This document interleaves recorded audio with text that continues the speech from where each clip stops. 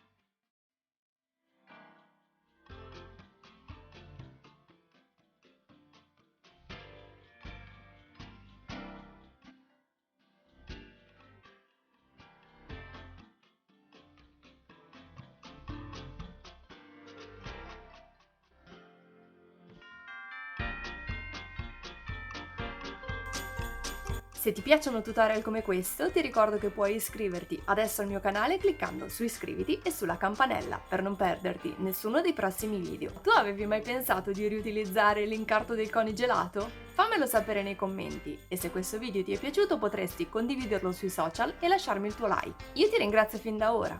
Noi ci vediamo alla prossima. Ciao! Cioè l'incarto del cono gelato confezionato per Natale. L'incarto del cono gelato confezionato. Ce la posso fare. Oggi ti mostro la carta del cono gelato, cioè l'incarto. Oggi ti mostro 3 modi diversi per utilizzare per Natale la carta del gelato. Vabbè.